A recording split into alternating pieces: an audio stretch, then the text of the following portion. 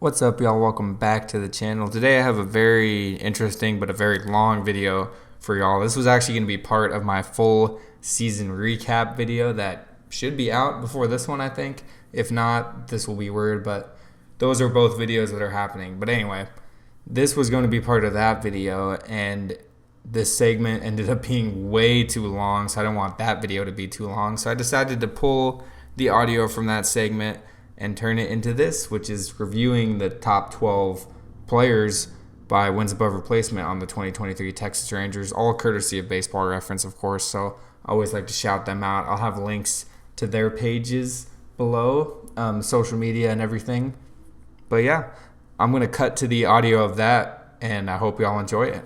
But what I want to get into next are what Baseball Reference has as the top 12 players on a team, and kind of go person by person. Maybe not all 12. Well, maybe all 12. They're all pretty significant this season, and we'll talk about who's who. So we'll move on to that in just a second. All right, so moving along here, the top 12 players by wins above replacement on the 2023 Rangers are as follows. Marcus Semien, 7.4. Corey Seager, 6.9. Adolis Garcia, 4.2. Nathan Eovaldi, 3.1. Dane Dunning at 3. Jonah Heim, 2.9, Leody at 2.6, Nathaniel Lowe at 2.6, Josh Jung, 2.4, Jon Gray, 2.2, Montgomery at 2.1, and Mitch Garver also at 2.1. Starting at the top of that list, we have the one and only Marcus Semien, and what a phenomenal season he had. You know, he had his ups and downs, of course, throughout the year, but his overall season was incredible. First of all, playing all 179 possible games in the 2023 season, one shy of the all-time record, which I believe was Hideki Matsui for the Yankees in like 2003 or something. But yeah, his overall numbers look incredible. 670 at-bats on the season, 29 home runs, just under 280 batting average, hit that 100 RBI mark, stole 14 bases, and his OPS of 826 is incredible with a 122 OPS plus. For those who are not familiar with any of the plus stats, it kind of just balances it out with the ballparks, and I think also compared to other players. So he had 22%. He was 22% better than the average player, 100 being the average. So it was his third highest OPS plus ever, the second highest being the year with Toronto before they signed him, and before that 2019 with Oakland. So he's had a couple of recent good seasons here, and I mean that's why they got him. That's why he's the guy at second base, kind of the new captain, so to speak, for the Rangers. So Marcus Semien, incredible season, just all around phenomenal guy, and he should have maybe gotten a Gold Glove, I think. He did get a Silver Slugger. He was All-Star, and of course third in MVP voting behind Corey Seager and future Ranger Shohei Ohtani. We'll see. So really, really great season for the 32-year-old second baseman, and I'm sure he's going to be looking to run it back in 2024. But that does make, by the way, 3 straight seasons. Well, I guess it's technically 2 out of 3 seasons of 162 games. He played 162 in 2021, 161 last year. He had the one day off that they benched him when he was hitting he was hitting way below 200. 162 this year, and 162 in 2019. So 4 out of 5 years, effectively playing all 162 games. That is something you don't see anymore, and that is why Marcus Semien got upwards of $200 million to come to Texas. So looking forward to see what he's got in store for 2024. Next along the list here is none other than World Series MVP, 2-time World Series MVP, Corey Seager, signed through 2031, the mega deal, 10 years, $325 million. He had a borderline MVP season, and if he didn't get injured, which we'll get into that later, he would have probably at least gotten closer to winning than Ohtani. Because Ohtani, of course, he was going to win. I mean, he is the only active player that consistently pitches and hits, so not surprising there. But anyway, yeah, insane numbers here for Corey Seager. just under 7 wins above replacement, 33 home runs, hitting about 330. He was just shy of the American League batting title too. 96 driven in, and an OPS of 1013, OPS plus of 170. Not only is that insane in general, but for a shortstop, that is unheard of. Like, that is one of the all-time seasons that he just had for a shortstop. So, like I was saying before with OPS plus, that means he was about 70% better than the average hitter, and he missed like 60 games. It's just phenomenal what he did. In 477 at-bats, put up just about a 30, almost 100 RBI season. He even stole 2 bases just because why not? Just because it's Corey Seager, why not, you know? So, very, very incredible season for him. Second in MVP voting, like I mentioned, just below, literally, you know, one of the best players in MLB history, Shohei Ohtani. And yes, I'm saying that. I'm certifying that right now because in the era that he's doing it in is insane. That's a different discussion, though. But yeah, 119 games Corey Seager accomplished those numbers. 42 doubles as well. Insane. I keep using that word, but it really is. All-Star, Silver Slugger, World Series MVP. Just so many great accolades for Corey Seager as he's still really just entering his prime, hopefully, you know, right? He's had the 2022 season was a down year because of the shift, but 2021 he hit 306. His injury bug is really the only thing that knocks him, but played 151 games in 2022. Hopefully he stays very healthy all the way through next year. Defensively, there have been some critiques of him. I've been guilty at times as well, but he had one of the best fielding percentages this year among shortstops. He fielded 981. I'm not sure what league average is actually. It doesn't seem to say on this baseball reference page, but he was 981. I think Carlos Correa had the highest fielding percentage among shortstops, and that was also Corey Seager's best full season. There's a season on here where he played well, actually, that's not even the whole season. That was 6 games at third base in his rookie year. He didn't make an error there, but this year, much improved. He was 972 fielding percentage last year, resulting in -8 runs, or I guess about -4 runs saved, as opposed to this year, he was +5. So huge improvement for Corey.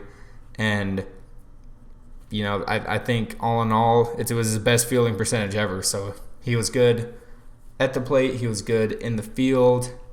And he's just the man at this point. He's insane. Just so crazy. So that's really all I got to say about Corey Seager. And we'll get into the playoff discussions later, but he just has crazy, crazy numbers in the playoffs. His batting average isn't the flashiest, but we all know it's not the only number you should look at here. He does have 19 postseason home runs, 48 postseason RBI, most of those coming with the Dodgers, of course, until this year with the Rangers. He finally got a shot. And if I recall, that is better than Reggie Jackson. Now, Reggie Jackson did do it all in the World Series, I think. But Corey Seager has been in, 5 postseasons? Or it looks like 7. 2015, 16, 17, 19, 2020, 2021, 2023. So he's just a guy that wins all the time. 858 postseason OPS. And in the World Series, his numbers are 6 home runs, 15 driven in, 294 batting average to the tune of a 991 OPS. And across the 3 times that he has been in the World Series, because one was against the Astros when they cheated, he has added championship win probability added is 41%. I think the swing he took when they tied the game against Arizona was like plus 13% or something insane. So I digress. We'll talk about more about the postseason later on, but it's hard to talk about Corey Seager in 2023 and not mention the monster run that he just went on in the playoffs, especially the World Series. He wasn't getting that many hits, but when he did hit, it left the park. So moving along the list, now we've got Adolis Garcia, his third, I think, full season because he's still on a rookie contract or it's arbitration or something. Let me take a look here. Yeah, his third full season in the majors. He had a season in 2018 with St. Louis. They released him, this and that. He played just a few games for Texas in 2020, and then 2021 to now, he's just burst onto the scene. 2 out of 3 full seasons as an All-Star. Had a Gold Glove this year. He finished 4th in Rookie of the Year, and this year he was 14th in MVP voting, which is surprisingly high for him. But he put up 40 home runs, 107 driven in, so you'd think he'd get a little more than that, but it was pretty tough this year. When Ohtani's on that ballot, final 3, you're pretty much never going to win. And I'm hoping the Rangers sign him, but once again, different discussion. So we'll focus on Adolis here. Yeah, absolutely crazy season. His least amount of strikeouts in a full season so far was 148 games, which is also the least he's played in a full season, so that might be a factor of it. He was injured for a bit at the end there when they called up Evan Carter, but the best stat that I've taken away is he had his most amount of walks in his least amount of games. 65 walks in those 148 games. Compared to 2021, just 32, and 2022, he increased to 40. So the plate discipline's getting a little better for Eovaldi. Is he ever going to be a guy that hits 300? No, but you don't need that from him when he's knocking in 107 runs, back-to-back 100 RBI seasons as well. And now a certified Gold Glover. So he's got Gold Glove defense. He's got one of the strongest swings I've seen in a while.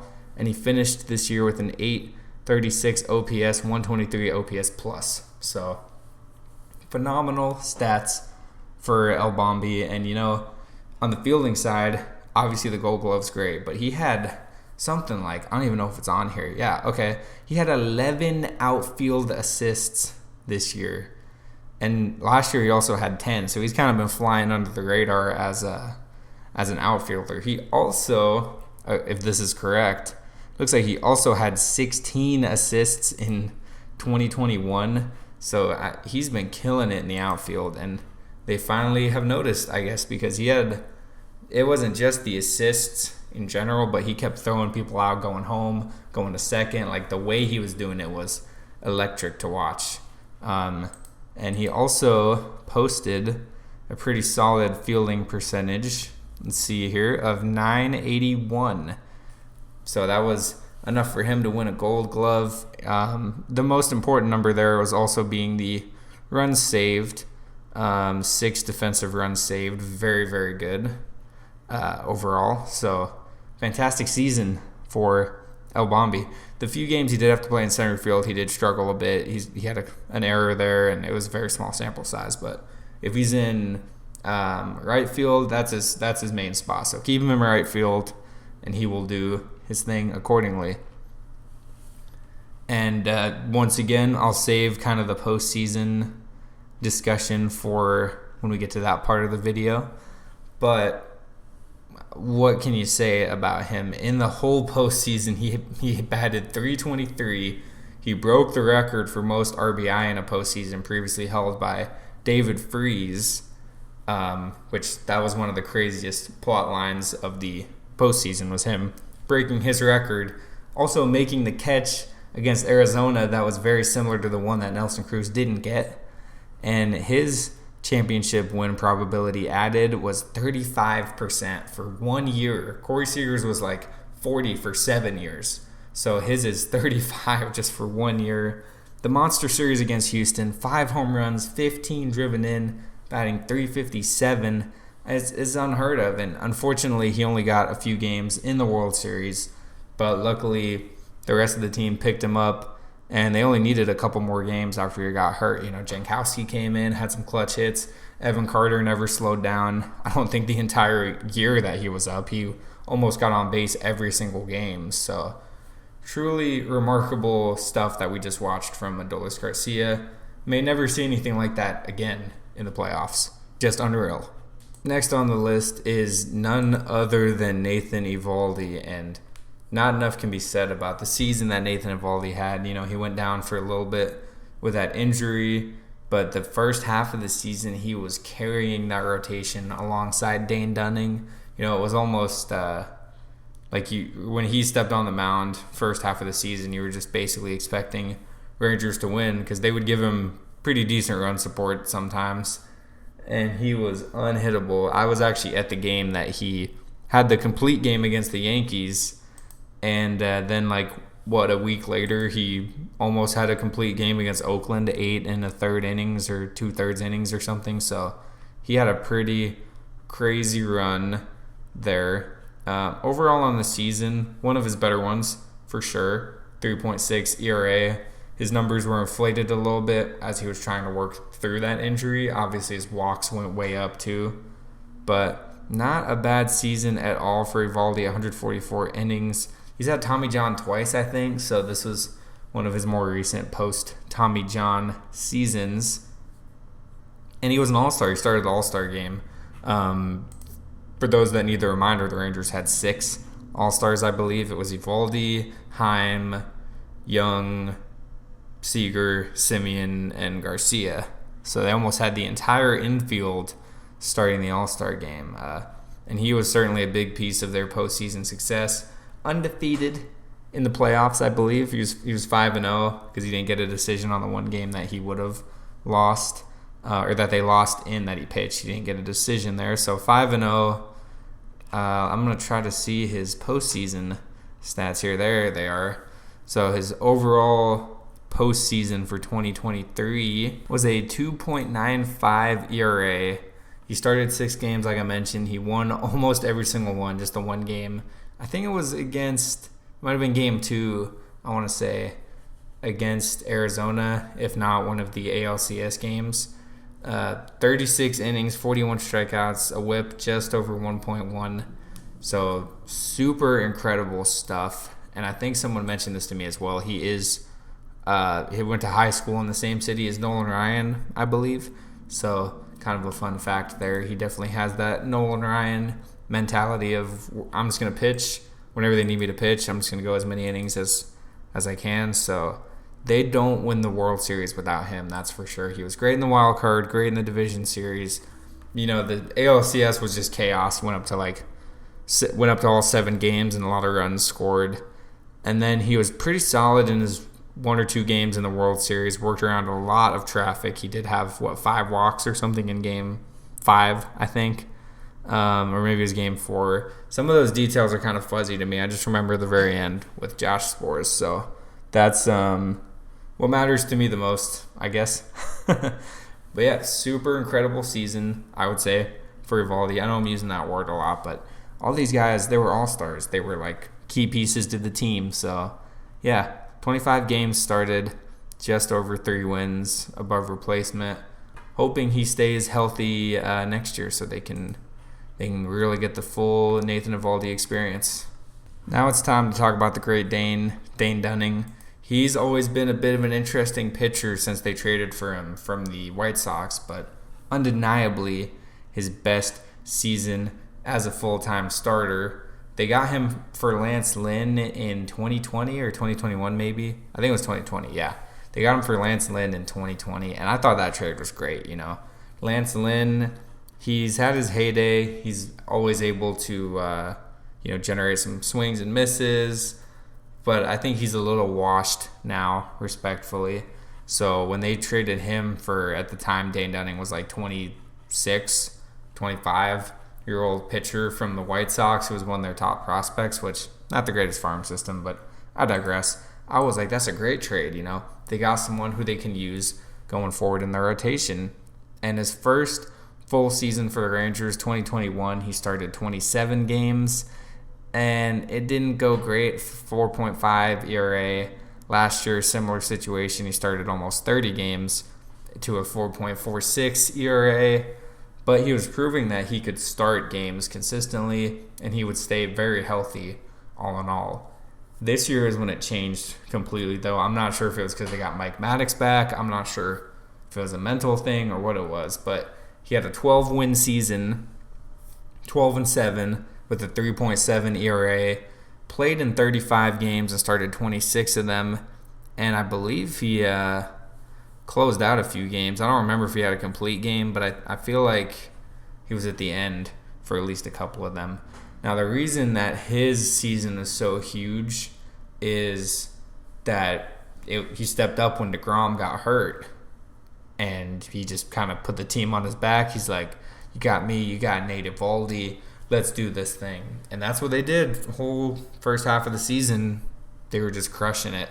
So, interesting stat I'm seeing here, though, is his FIP, which is fielding independent pitching, is 4.27, and I think that's just really more so praise about how good the Rangers defense was. I'm actually going to go back real quick and check what Eovaldi's was this year, now that we're talking about pitchers. So same for Eovaldi's. His ERA was 3.6, and his fielding independent pitching was 3.8. So just an example about how this Rangers defense, who had 3 Gold Glove winners, was really kicking it into overdrive for the team. So, and that's no slight to the pitchers. They're still as good as they are, but having an elite defense behind you, an elite infield, and a couple of really phenomenal outfielders will save you trouble each and every time. So Dane finished with a 121 ERA plus, which makes him about 21% better than your average pitcher. And I would say he's even better than that. His numbers, similar to Eovaldi's, kind of inflated at the end of the year. That's why they took him out of the rotation at the end, and then he sort of got his groove back in the bullpen, especially in the postseason, which, since we've already been talking about everyone's postseason, we'll just continue to talk about his as well. He didn't pitch against Tampa because it was only 2 games, but against Baltimore, he had a 4.5 ERA, didn't start a game. He came to relief against Houston for a couple innings and didn't do too well. He gave up 3 runs in those 2.2 innings.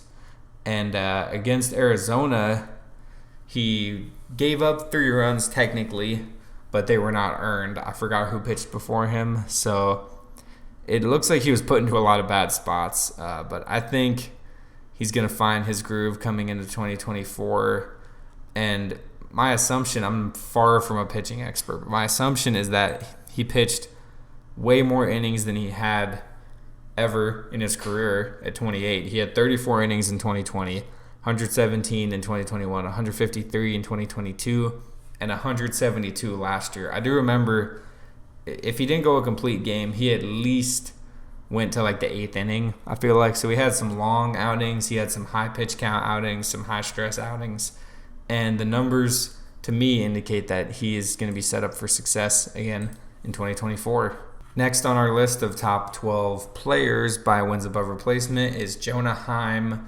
Heim time was the favorite time of the year for the Rangers fans. Every time he would launch one out of the park or just come up with some clutch hit like he seemed to do pretty often in the regular season. He had one of the higher runners in scoring position batting averages in the entire league, I believe. I'll see if that number's on here, but at one point it was almost 500. Same for Semien and same for Seager. But yeah, he finished with a very solid season. Him and Mitch Garver were kind of the tandem once Mitch Garver came back. A few games from Sam Huff, a few games from whoever else, but it was Jonah Heim and Mitch Garver primarily. 258 with 18 home runs, 95 driven in as a catcher, topping out at a 755 OPS, which was good for 103 OPS plus. And it's very tough as a catcher to be a great hitter, so I think most teams would gladly take a almost 100 RBI season and a Gold Glove award from your catcher, as well as the All-Star appearance there. Really good stuff from Jonah Heim this year. They got him for the legendary, in my opinion, people disagree, but I always love Elvis Andrus. He's a Rangers icon, regardless of what his numbers are, like his performance. He was there for the first World Series runs, and he had his low point in the 2015 playoffs, but he was always there. He was always solid. Not the best defensively, of course, but I digress. So that's how they acquired Jonah Heim.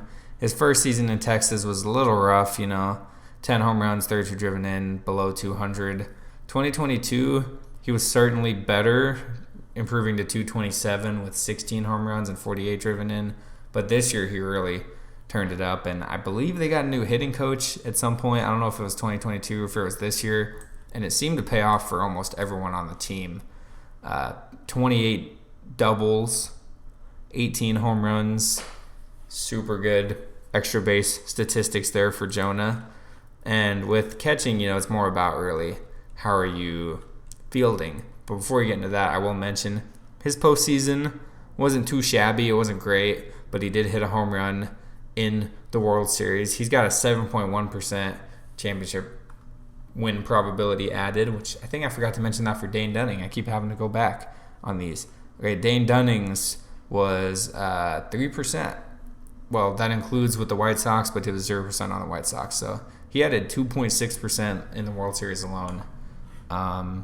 So I had to throw that in there because I keep forgetting to do that. But yeah, Jonah Heim added about 7%, and most of that was against Houston. So that was really an I thought that was more entertaining than the World Series. I'm just going to say it. I thought it was.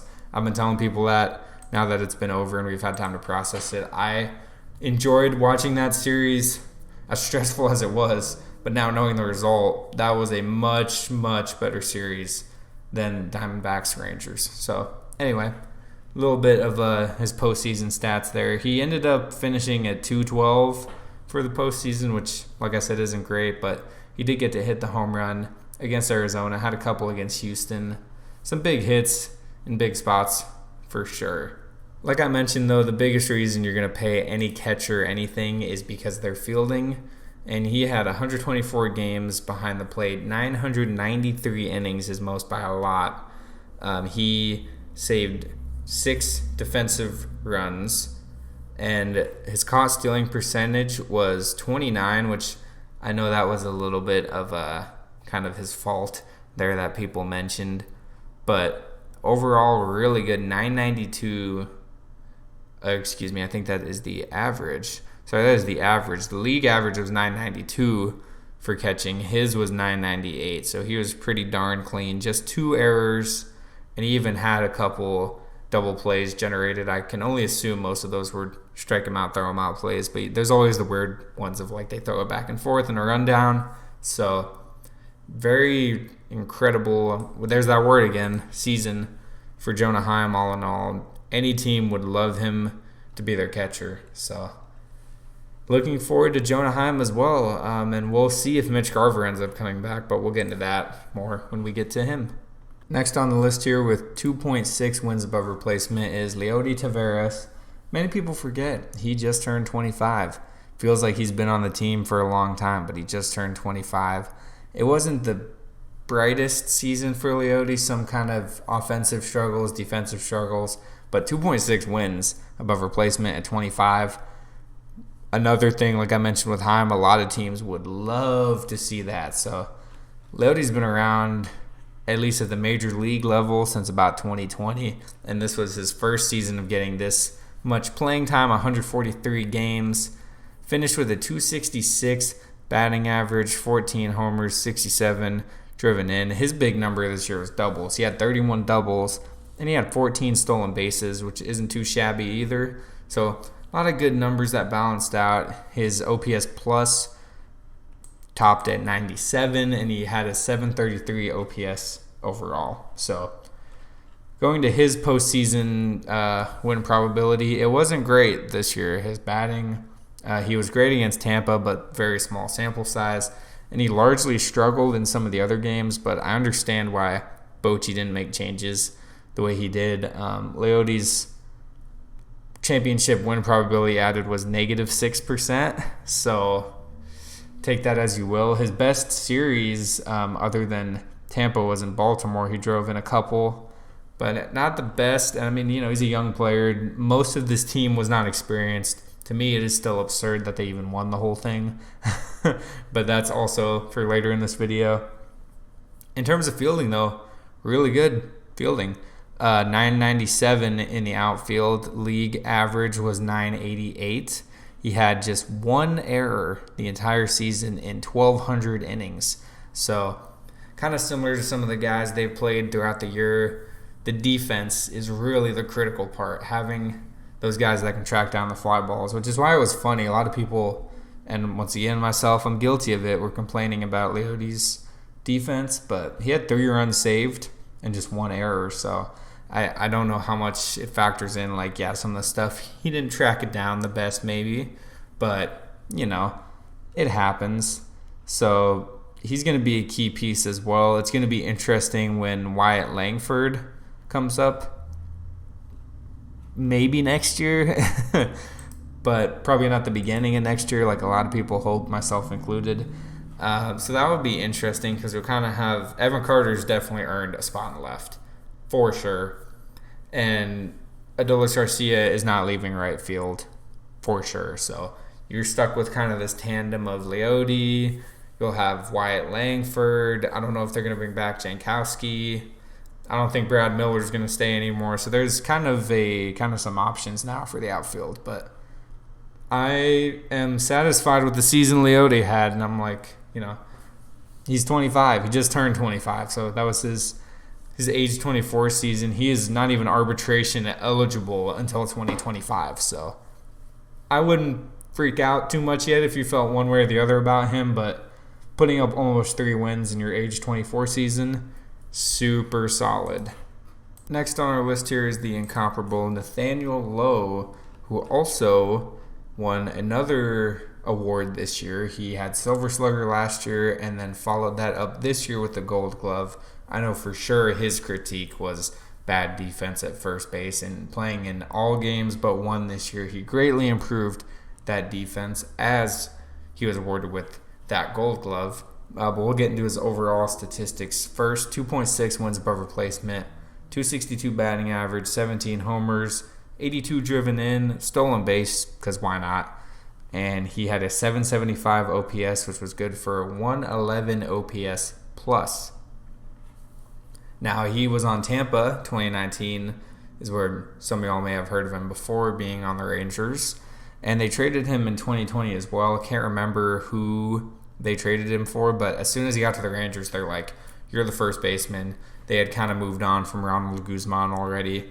And his first season was pretty solid, similar numbers to 2023, 18 homers, 72 driven in, 264 batting average. Last year was really his true breakout year, as he hit 302 with 27 homers and 76 driven in. I can't remember who the all-star first baseman was, but it's kind of hard to believe that it wasn't him.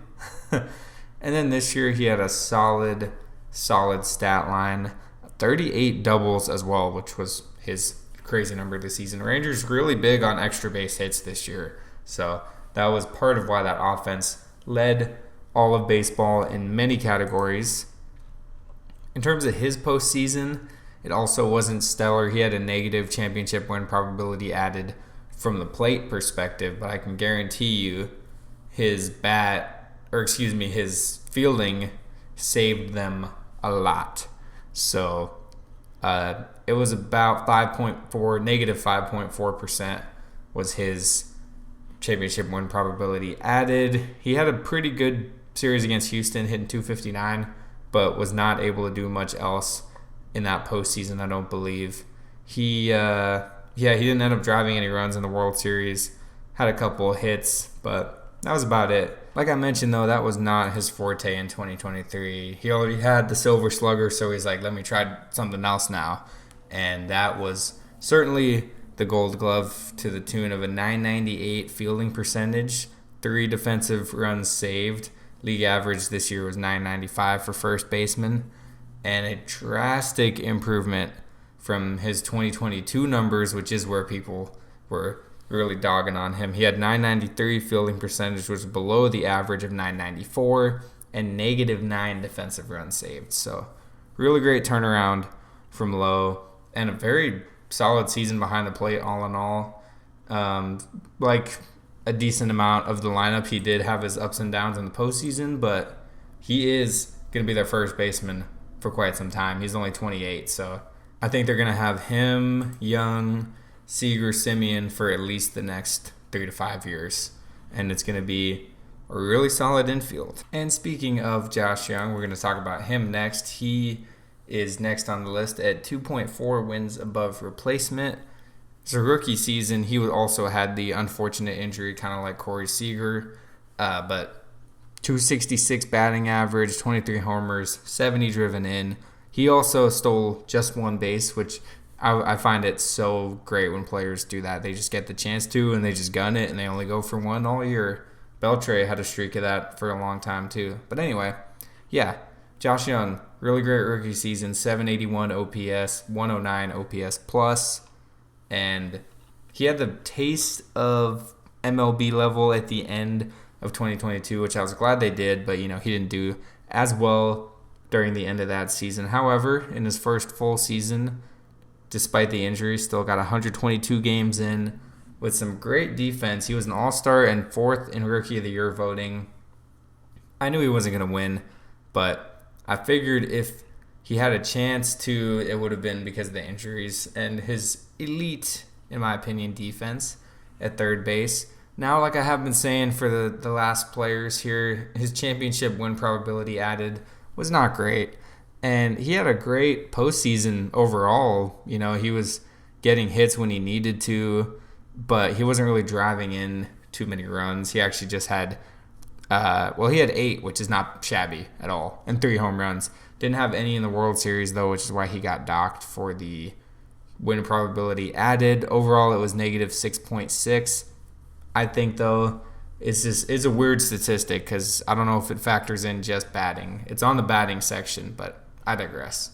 His fielding for 2023, all games he played at third base, it looks like. And he had a 988 fielding percentage.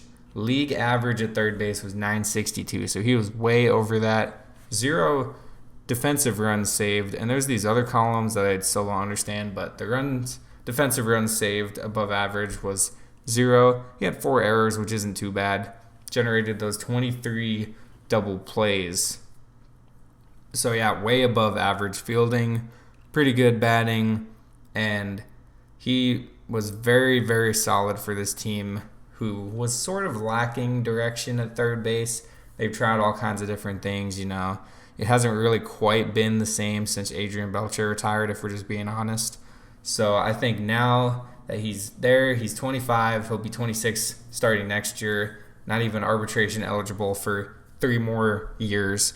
So I think they're going to have a solid third baseman there for a long time. And that's a pretty darn good rookie season. We all know he was smashing baseballs at Texas Tech. So he was crushing it there. And we saw signs of that this year with his 28 home runs in just those 120 games. So full season, Josh Jung. Can't wait to see it next year. It's been a long list, but we're almost at the end, y'all. Next is the Gray Wolf himself, Jon Gray. And I had very mixed opinions when they signed him. I was not the biggest fan, but I saw the potential, and it wasn't, with starting pitching, how much it costs already this offseason. I think they got him for a pretty good AAV. To provide some context on that, Kenta Maeda just signed, I think, for $20-something million, and Sonny Gray just signed for 3 years, $75 million. So them getting Jon Gray for 4 years, $56 is pretty darn good. All in all, he had a pretty decent season. Like I mentioned, the 2.2 wins above replacement, and wins and losses don't mean a lot for pitchers, but 9 wins, 8 losses. That 4.12 ERA in 157 innings, 142 strikeouts, and a whip of 1.29. So not great, not bad, but he is more of like a number 3 starter at this point. I know when they signed him, they were thinking probably more of number 1 or number 2. At the time, that was Martin Perez was the number 1 guy last year. So how quickly things change. Last year was probably one of his better seasons, but he only managed to start 24 games, which isn't terrible either, but he hasn't ever been a huge, big innings, accumulating a lot of innings guy. So interesting, though, his ERA plus is 108, and his fielding independent pitching was 447. So once again, proving that Rangers defense saved a lot of runs this year. But I would definitely take that season from a middle of the rotation guy. He he started almost every possible game you could of this year. It's just a matter of the innings not always going that far into games without allowing too many runs.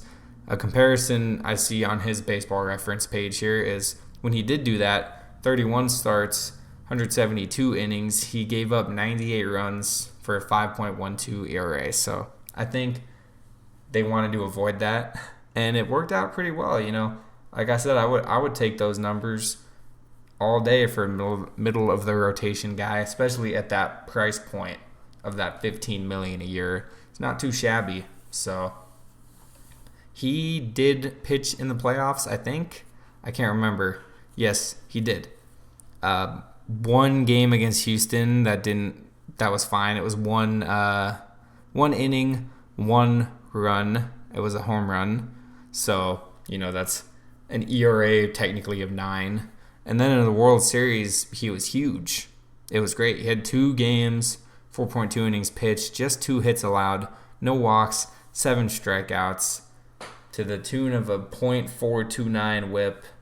And that's the Jon Gray that they signed. The big strikeouts, big games. He added 8.2% to the championship win probability just from the World Series. He was in the wild card game against Arizona, ironically, and didn't do very well. He only went 1 inning and gave up 4 runs. That was 2017, though. So kind of full circle moment, I guess, for him, too, because he was completely lights out against Arizona this year. So not too much I got to say about Jon Gray, but I think given the circumstances, he had a great season.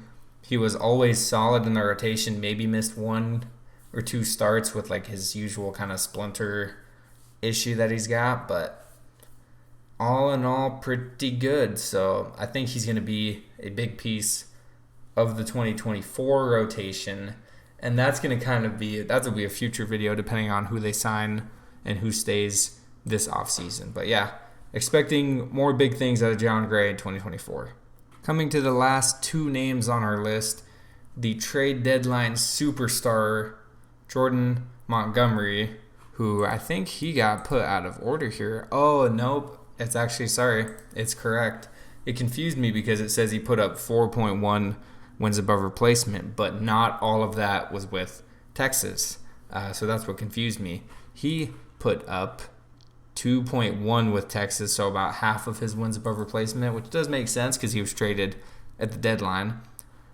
10 wins, 11 losses. Like I said, that's not a statistic that really matters anymore for pitchers. He was on the Cardinals before, so take that as you will. Started 32 games, 188.2 innings pitched, 166 strikeouts, and a 1.19 whip. So pretty good, I would say. Very good, rather. Especially in 2023. Those innings alone with the ERA and just everything, he was super, super great for them. Came in and just kind of shut down everything. His numbers with Texas specifically were 4 wins, 2 losses, 2.79 ERA. Started 11 games with them. And he was practically lights out. A 160 ERA plus with the Rangers. And even the great Jordan Montgomery still suffered from fielding independent pitching of a difference of almost half a run, 2.79 versus 3.27 fielding independent pitching with just Texas, a 1.09 whip. And he was striking out 7.7 per 9. This is about what he was doing with St. Louis. Obviously not the biggest strikeout guy, but he was dealing.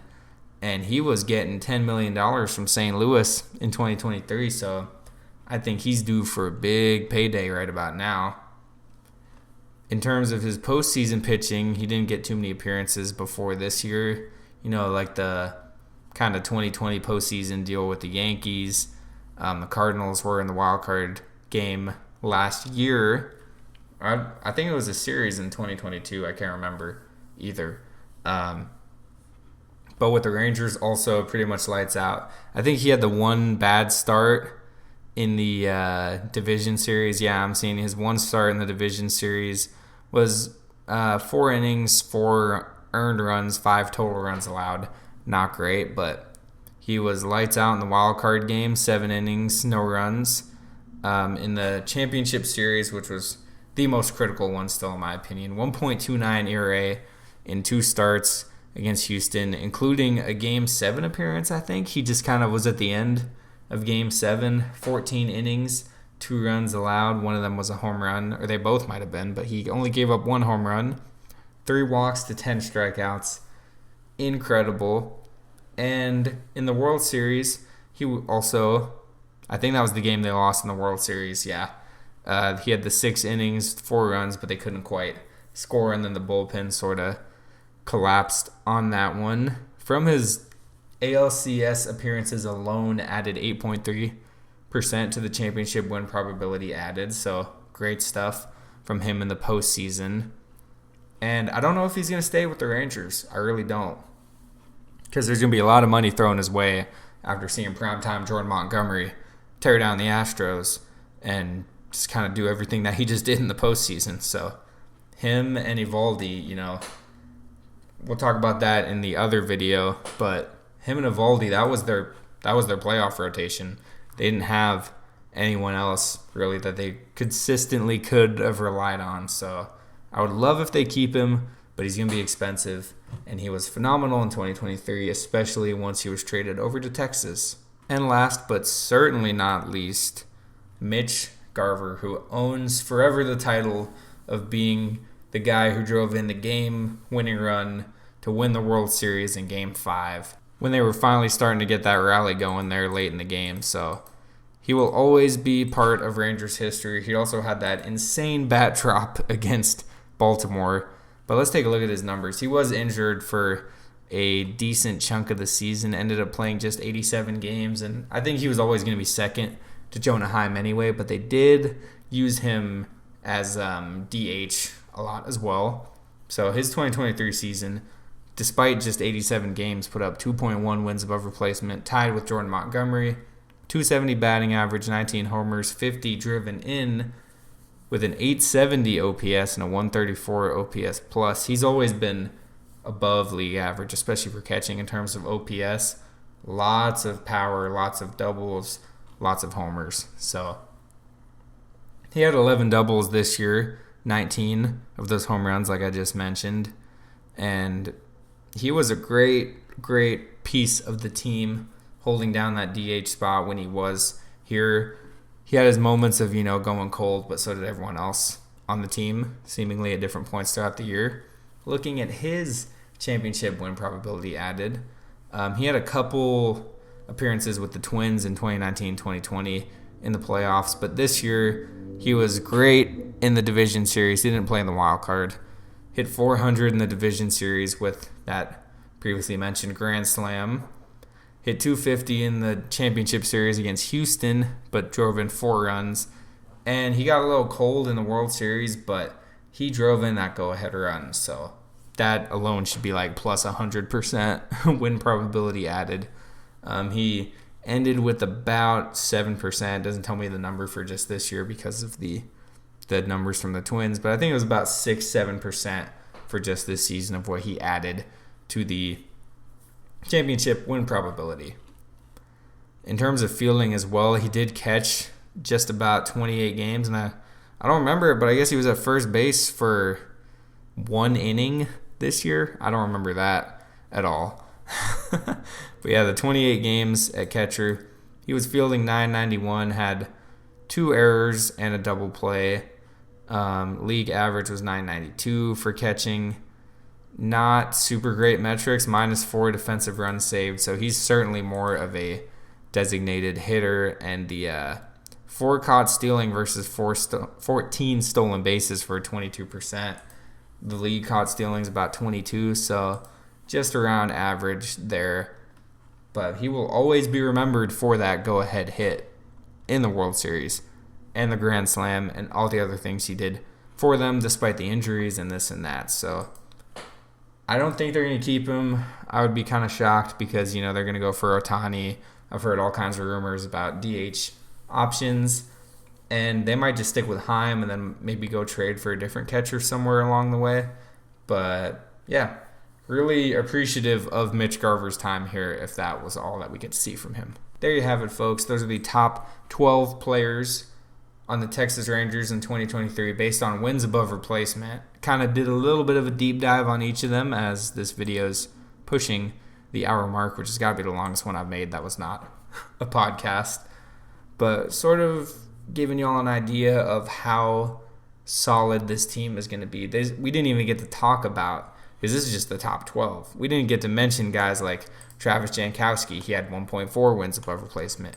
Ezekiel Duran had just about 1 win above replacement. Robbie Grossman was negative, but that's because of his defense. But guys that were contributing that weren't even at the top of the team because of how crazy this team was. And I do want to be transparent that, yeah, wins above replacement is not a end-all, be-all stat, because Chapman had 1.4, to give you an example, and it felt like he was losing every game. So take it with a grain of salt, I guess. Leclerc did have 1.4, though, and he turned it around big time. So a lot of guys on here that we won't be able to talk about. Heck, even Jacob deGrom had 0.9. So very, not like a take it as it is completely. That defines a player's ability stat, but a good one to look at, and it was nice to kind of look back and see how everybody did throughout the season, kind of covering the key metrics of championship win probability, all the stat lines, whether it's the pitching stat line, the batting stat line, some defense, a little bit of everything. So hope you all enjoyed the longer video like this. I was trying to change up my editing style a bit because I know it gets probably boring to stare at a static screen when I'm usually clicking through Baseball Reference, especially pushing an hour. So I threw in some postseason highlights, some regular season highlights, all kinds of goodness. So hope y'all enjoyed. Let me know if you want to see more stuff like this below in the comments. I also will have the full season recap, including the postseason, as a separate video, but this is a breakdown of those top 12 players. So appreciate y'all watching, and I'll talk to y'all later.